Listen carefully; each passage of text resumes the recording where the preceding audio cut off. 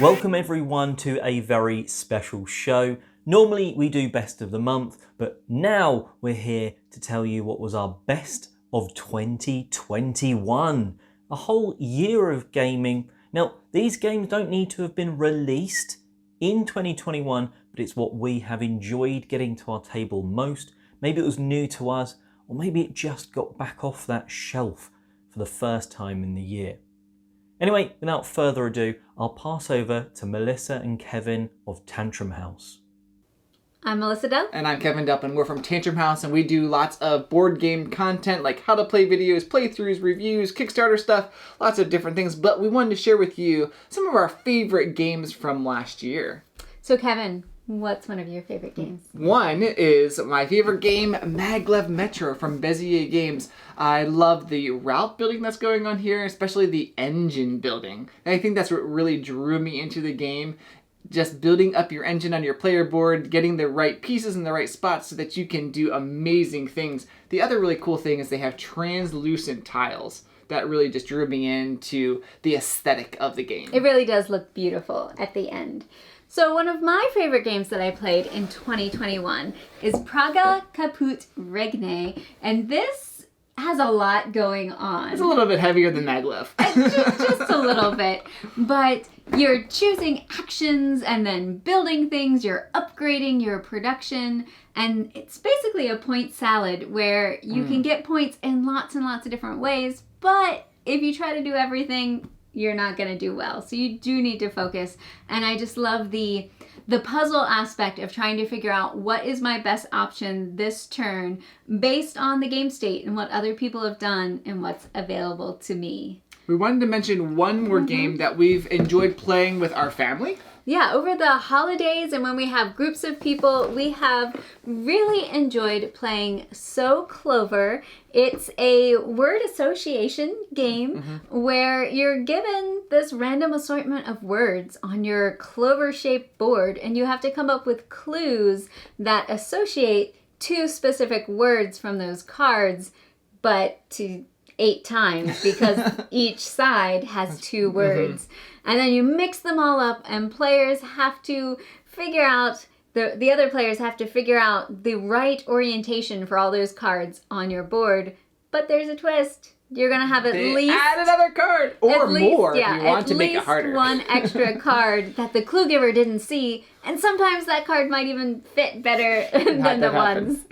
So, a lot of fun, a lot of memorable moments from this game, and just a lot of laughing and going, what were you thinking with that clue? And if we could plug Tantrum House, we've really enjoyed doing our top 10 of the year. So check out the top 10 board games according to the guys and according to the ladies if you want to see some more of our favorite games from 2021.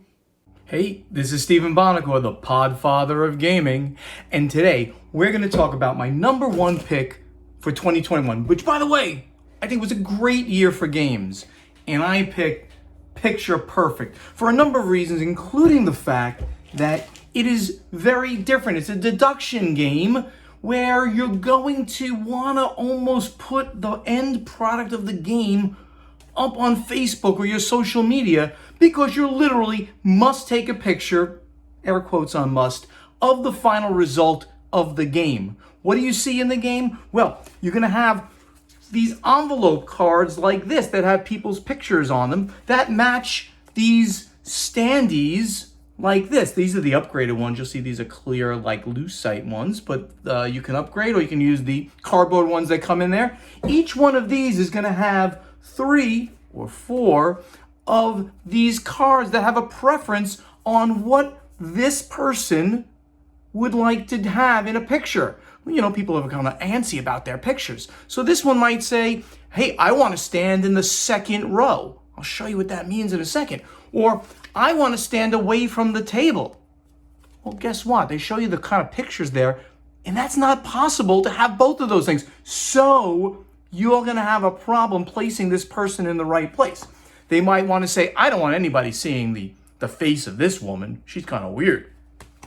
I don't want anybody standing in front of me. It's very interesting. They're, want to be right there in the beginning. Or I might want to stand next to the dog. He's one of the or she. No gender on the dog. But the people have different kinds of things. There are women, there are men. People they want to stand next to men, they want to stand next to women. All of this, they want to see faces, they don't want to see other people's faces. All of these things are going on. That's the crux of the game, but there's also these special events that are going to occur, like during the rounds, like you're going to reveal the contents, I have to read it this way, of 2 random envelopes from the middle of the table of both players. You're going to try to hide information from people during this, because like in Clue, if you think of that, you don't want everybody to know that you know something about somebody, but so you're going to try to hide that. So some things will come out that you don't want to have happen. Both players simultaneously reveal one of their envelopes. There are different kinds of auctions that can be out there. Oh my goodness, there are shared auctions. There are dances that might occur. All of these various things. And let me show you what a final result might actually look like. In the end, this might have been the picture that I took. As you can see the entire floor. That's a thing that you have to do. Plus you can see the people's faces or not see their faces. And maybe I wasn't trying to have that little boy's face be seen because somebody didn't want to see that. The way that you do the auctions is that all of these little items here on the table, they're like 1-point auctions. In the end, if you have them at the end, you're going to score a point for each.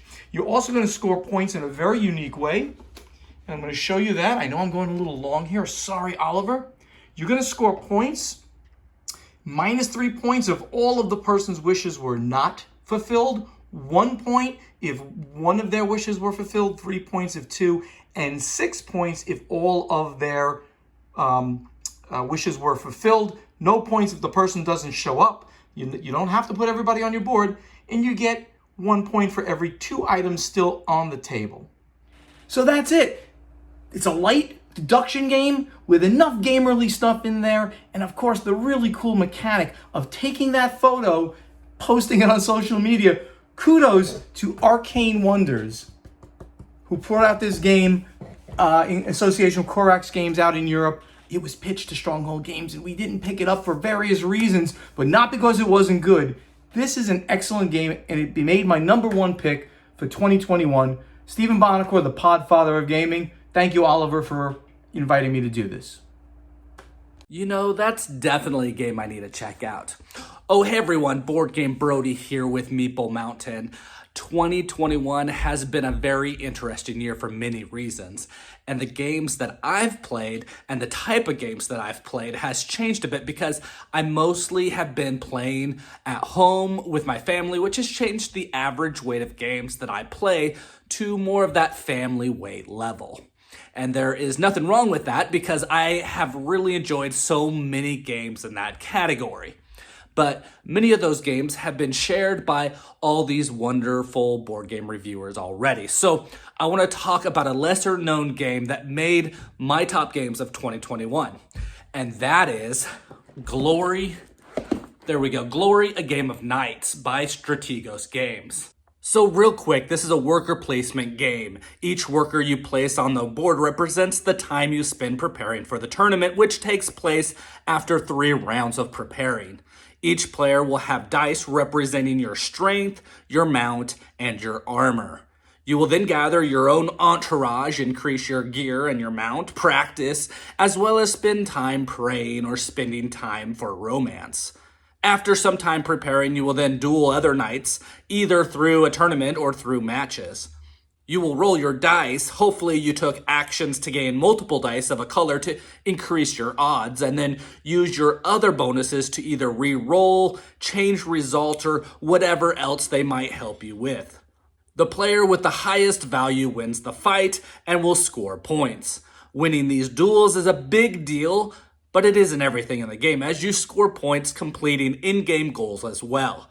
This is a very unique Euro game that you need to check out. So add this game onto your list of games to check out for 2022.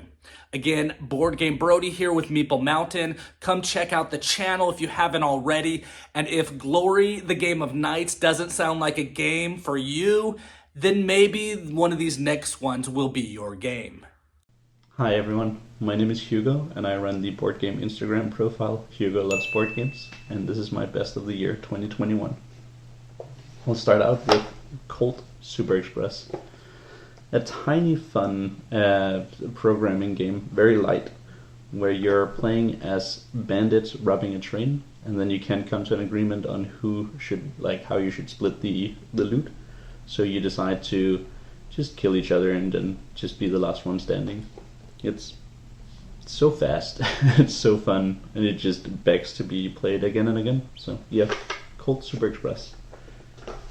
And then I brought Lost Ruins of Arnak as well as a heavier entry, which probably might be my favorite game of all time.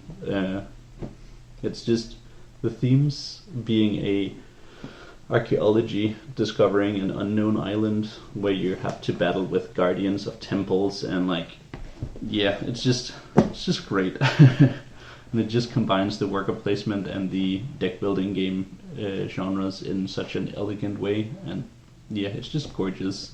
So these are my 2 favorite games from last year, my best of 2021. And yeah, if you're interested in seeing more of my content, I am Hugo Loves Board Games over on Instagram. Bye. Hey gamers, it's Steph from Settler of the Boards, and one of my top games from 2021 was Rove, a results-oriented versatile explorer from Button Shy Games. This is a super puzzly solo game where you're essentially just trying to move your 6 modules around your grid in order to get them to line up with certain positions to fulfill your mission cards. The mission cards also serve as your movement cards, and they'll be worth a base amount of movement, but you can earn bonus movement if you already have this other arrangement before you go ahead and play that card. There's a lot of hand management involved because you can only have so many cards in your hand and you only draw once you've completed a mission. So there's a whole lot of that puzzle aspect going on, and it's so strong in this game. It was something that I kind of went into not sure how I would feel about it, and it was really, really complex and really difficult to kind of grasp at first, and almost frustrating as I was saying, oh, there's no way that I can complete this mission, there's no way that I can actually solve this puzzle. And it just was something that I kind of just grew more and more enthralled with the more that I played it, and saw so many amazing features of it that it was definitely one of my top games of 2021. So I'm so glad that I had the opportunity to play it. And if you are a solo gamer and you like that puzzly aspect, it's definitely worth trying out, especially because it is such a small box game that is super portable. You can play it anywhere. It doesn't take up a lot of table space or floor space wherever you're playing it. So you can kind of bring it with you anywhere that you want to go, and I definitely highly recommend it for solo and puzzle gamers. You can also try and play it with another person or a couple people if you're trying to just solve that puzzle together, but it is a really strong solo experience, so I definitely recommend it. And again, that is Rove from Button Shy Games, one of my top games of 2021. Some great games already, but not as good as my best of the year, which is Cartographer Heroes. Now, this is very, very similar to Cartographers. If you have one, do you need the other? Probably not, but I have thoroughly enjoyed playing Cartographer Heroes. As you'll see on the channel in the next few days, I've got the expansion maps for them. They work with either Cartographers or Cartographer Heroes, so that means I've been able to play it more and more, and the variety that you get from having the 2 or the map packs and stuff just means this game hits the table time and time again, just offers that something different each time. It's a thoroughly enjoyable flip and write. You are drawing these maps as if you were a D&D cartographer. There's farms, water, there's mountains for you to go around and effectively mine for coins.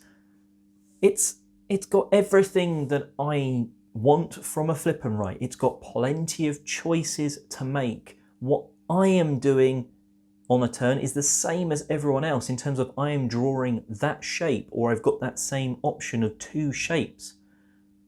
So technically what everyone does, they could do exactly the same, but you don't. I'm maybe drawing a farm over here, you're drawing water over there, and eventually everyone has done something quite different, trying to maybe go for the different scoring objectives. The way the scoring objectives work is really interesting as well, because there's an A, B, C and D. Now in round 1 you score A and B, then B and C, C and D, and then on the last round you do D and A, which means those objectives sort of come in and out of being important. It's a really enjoyable one, and certainly partway through the game you can start to be like, right, that objective's no good to me anymore. I don't need trees anymore. But I keep getting trees on the cards, but it's just a really good roll and write. It's got the enough thinkiness whilst still being really quite approachable and quick and easy to play.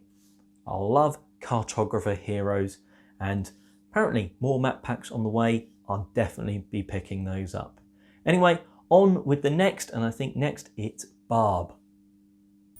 Hi, it's Barb MeeplePhD, and my favorite game for 2021 has got to be Sleeping Gods. This is a cooperative, story-driven exploration game where players take on the role of the crew of a ship that got plopped into the middle of a strange ocean, and they are seeking out totems in order to wake those sleeping gods in hopes that they will be sent home. I have gotten in 7 different campaigns of this game, and since each campaign is about 12 to 18 hours, that is a big portion of my gaming time for the year. Me and my gaming group, my pandemic pod, were drawn in by the story and the way that we could get a different story each campaign. Maybe this time we are a little more amoral than we were last time, and by doing that we're able to find different totems than we were the time before. We've also explored the different expansion maps and the expansion dungeons. There's just so much game in here, and every time you play, you create a different story. It is a table hog, and it is a very long game, so I understand that there are ways that some people will never be able to get this to the table. But for me, in a year that is maybe not what we were all hoping it would be, it was a source of light and life. And for that reason, it has to be my favorite for 2021. If you like astronomy and games, go check out my channel, MeeplePhD, where I connect the two. And you can also follow my blog at MeeplePhD. Otherwise, I'll see you next time. Hi, my name is Dick Rensma, and you might know me as Dutch Yoda. I have a Twitch channel on which I stream every Wednesday, Thursday and Sunday evening, 8 p.m. Central European Time, and I stream video games, board games. Sometimes you can play alone, sometimes I play solo, and sometimes I'm joined by my son and you can root against me. I'm still working on my YouTube channel. It's not done yet. I hope to have that finished by the end of the month, and my other socials are right here in the corner. My game for 2021, Hadrian's Wall. In Hadrian's Wall you try to protect the Roman Empire against the Picts coming from the north, not the Scottish, so the Picts, and basically that's the whole idea of the game. It's a flip and write where you flip cards, get resources and know what's happening that round. So first you have a sheet that's basically your wall. So this is your wall section. You advance on from left to right, and as you can see you get some resources or other bonuses if you get to a certain point.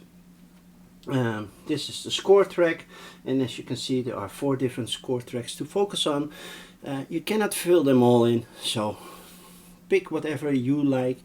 But how do you advance on those score tracks? Well, basically with a little bit of assistance of the other sheet, which are the 5 different professions. I will call it professions within the group, and those work on different ways, so try to choose what area you want. And yeah, the further you get, the more resources or workers you get, the more you can do, and that's the whole fun of the game. Get the resources, get the big combination, go from there to there to there to there to there to there until you're out of resources and you're at the end of the round. The interaction is minimal, but I still love it. It also has a nice little solo campaign that you can find on Boardgame Geek. Yeah, Hadrian's Wall, I love it. My name is Dick Rensma, call me Dutch Yoda, and I hope to see you on one of my social media accounts, or maybe we can play a game in one of my live streams. Bye!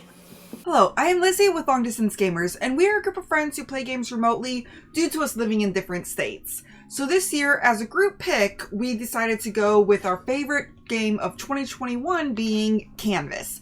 So this is a game where you get to take 3 pieces of just these clear, see-through pieces of art, put them in with a background, and just create these wonderful images.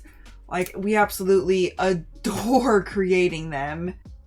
And it's a lot of fun. There is a whole big stack of the images that you could put in, and then a fairly nice big stack for the backgrounds, which these are just multicolored, so there's really no need for there to be like a huge amount, but the variety is really nice. We loved it so much that we decided to give points if you have them left over, and names just for the fun of it, especially given that we play remotely. It's easier to say, hey, you have Rose Labyrinth for it. And then also another thing is we just divide everything up by the colors, so you can see, you know, a red, yellow, and the name of it, and you can easily grab it out. I always have mine set up for remote play. Plus, during the game, you will have a few of these scoring out that you are trying to achieve with your different artworks, and you get different points. Whoever has the most points at the end is the winner. Road to Infinity definitely put their love into this game. They definitely did some painter's touches. Like, there's this canvas for the mat that you can have all the cards to choose from. It does spray a little bit on the edges, but that's just because we use it so much. And then also something that I've not seen before, modern gaming at least, is games that can hang on the wall. So there's a little thing that you can just hang this beautiful picture to be on your wall so that way you could always see it, nicely display it. The expansion that was kickstarted actually extends out this image, so really looking forward to getting that and playing that. But yeah, so that was our group's favorite game for 2021, Canvas. Until next time, just remember to have fun, be present, and be you. Yes, it's me again, because I'm going to break the rules. It's my video, and I'm going to also say Unmatched was my best of the year. Not necessarily the Cobble and Fog box, which is the one I've got here, but Unmatched is a system that I got into this year and have thoroughly enjoyed. I'm going to say this is the best for 2 players game. Now, there's been some others that I've really enjoyed, but every time I get a new box of Unmatched, I love learning the new characters, how they can interact, how good they are at one thing or another. You are effectively using this deck of cards to beat down your opponent. You can play it above 2. I haven't, and I'm not sure I'd bother, because there's a real interesting thing of there's one person there versus one person, and these characters are moving around. Some characters have assistants and some don't, and maybe their main character is stronger in a certain way. And I love the fact that each of these, while it says Unmatched, they are seemingly very balanced. You know, you can play 1 game or 2 games and you can win one and then lose one as the same characters. But why would you do same characters? You can pick different characters and mash them up. This box, the other boxes I've got, I've absolutely loved it, and I'm looking forward to more in 2022. Like me, if you like Unmatched or just want to know about other 2022 games, check out my hotly anticipated 2022 games list coming on the channel in the next couple of days. Anyway, on with the next creator. Hey there, I'm Rita from Meeple Of Liberty, and today I'm here to talk to you about Project L, our favorite game of 2021. If you played Tetris before, the shape of those pieces may seem a little bit familiar to you. In Project L, you want to complete puzzles in order to get more pieces to your personal supply and to collect points for the end of the game. On your turn, you can get small pieces to your personal supply, you can upgrade your existing pieces to bigger ones, or you can use your pieces to place on your puzzles. For example, with this piece, I could already complete this puzzle, gaining a green piece and saving 1 point for the end of the game. In addition, this piece and the new one would go to my personal supply, and the completed puzzle will be saved to count the points at the end of the game. Along the game, you can find bigger puzzles that will obviously require more pieces to complete, but will also grant you more points for the end of the game. Well, being this our favorite game of the year, maybe that's for the best to convince the other half of Meeple of Liberty to come and play right now. So, this is it for today. If you want to know more about Meeple of Liberty, go check our social media and say hello. Until then, stay connected and Happy New Year! See you soon! Hello and welcome, Adam here from Board at Home, and thank you to Ollie and Don't Be Bored for letting me be part of this for yet another month. So, we've been asked to choose our favourite game, our best game of 2021. After a lot of head scratching, I've settled on Mandala Stones, an absolutely beautiful abstract strategy game where you're trying to accrue victory points by moving your artists around the board, collecting stacks of Mandala Stones, and then scoring on a variety of different scoring criteria. What I really love about the game, besides how beautiful it looks, I mean, look at some of these pieces here, they're just very tactile and they just feel nice in the hands, but it's the contrast between the simplicity of what you're expected to do and then the complexity of how exactly you're going to carry that out. It sounds simple enough. Move a piece, grab stones from around it, add it to your board, but you have a variety of different obstacles in your way. The pieces have to match the artist, so for example you have these similar patterns on top of them. You'll also be blocked by other artists throughout the game, so this piece is out of bounds for both of these artists because they're both adjacent to each other. You'll then also be looking at exactly how you're going to pick these pieces up. It's got a very specific way of how you interact with the Mandala Stones around you. You can't just go there and grab them. You'll need to decide which way you want to do that. Because when you put them on here, you'll see that there are a variety of different scoring criteria, and these will also stagger as well. So for example, this middle one here, you actually get the most points on the third Mandala Stone, not the fourth Mandala Stone. So there'll be a bit of sort of checking your moves, trying to set up future moves as well. It really brings to mind games such as Onitama for people who are into more sort of modern strategy games, or older ones such as chess and checkers where you've really got to think ahead of yourself. Unlike those games, there's not a whole load of moves to remember. Your piece can move anywhere that you like, but the real complexity is in that scoring system, how you're going to set it up, how best you can benefit from it. It's a real kind of thinking game, and whilst you're doing that, why not have the game look as beautiful as it can whilst you are playing it.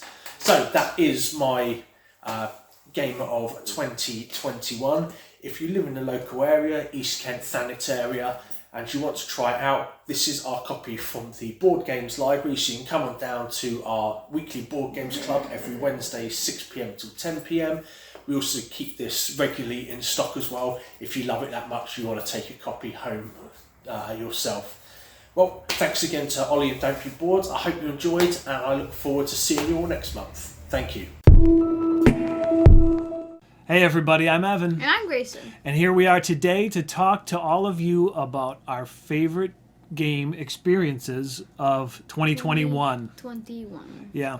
So I think we played a pretty good amount of games last year, but our picks today are some older classic games. Mm-hmm. So my pick is going to be Elder Tour. We played it one time last year. Most years we only play it one or two times. Mm-hmm. And it was kind of a special play, not only because we won, which is something that doesn't happen that often. No, it doesn't. But I kind of reconnected with an old friend this past year, and he came over and played a bunch of different games, and Elder Tours was one he always wanted to try. So so we set it up and we played, and it was like, I don't know, like 5 hours, 6 hour game. Something around it was really long with like 5 players, but it was a really good time. And we have everything for this game, including a lot of upgraded components like gate stands and And, you know, I got like the painted minis. Yeah. And I got this token box here full of all kinds of different tokens and chits, and these card stacks in this game are super high these days. But, you know, it's Eldritch Horror, right? It's an adventure game where you're going across the world. And there's monsters, and there's Maybe not- mysteries. And possibly the moon or And the dream moon. world. Or dream world, too. Yeah, yes, the dream world, yes. Yeah, so on and off the world. So yeah, I don't know. My best play of this past year was our play of Eldritch Horror, which is one of my favorite games. My best play of the year is Betrayal at House on the Hill, which is always a really fun, like, exploration type of game. And, like, I always have fun, like, seeing what's gonna happen and, like, what I get and stuff. And so during this play, we played it a few times this year. Mm-hmm. But during this play, so you were the traitor in this Yeah. play.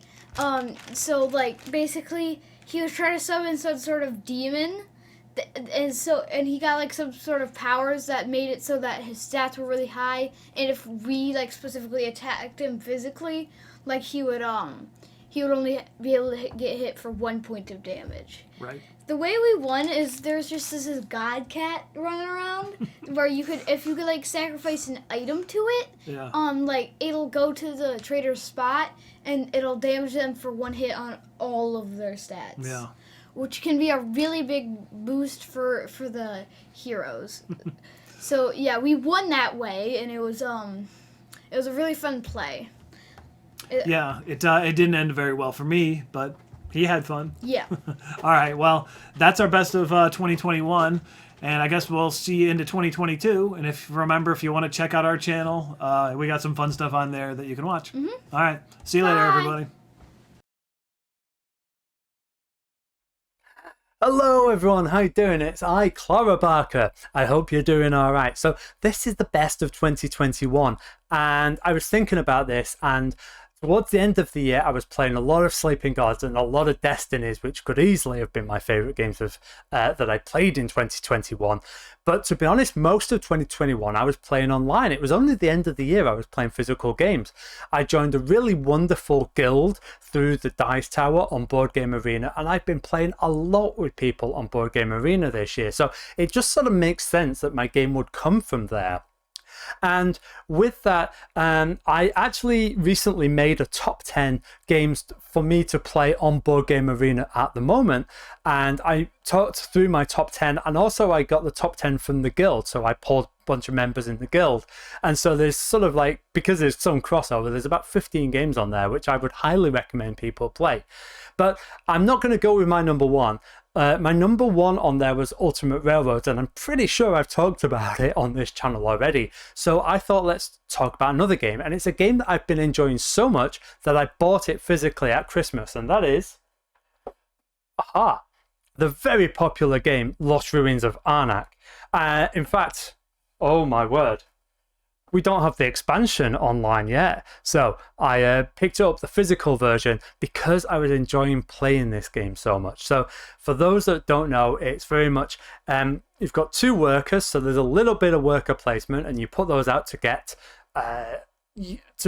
resources, but mostly what it is building up a deck of cards, using them to get more actions, to put your works out in different places and build up. You're going through the temple, and so the further through the temple you get, the more points you get.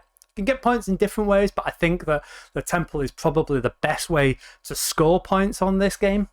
It's so much fun. It's an interesting one because I really enjoyed it. The first few games I was loving it, and then I just cooled off it and I wasn't interested. But then a few games came up and it rose up again, and I ended up buying it.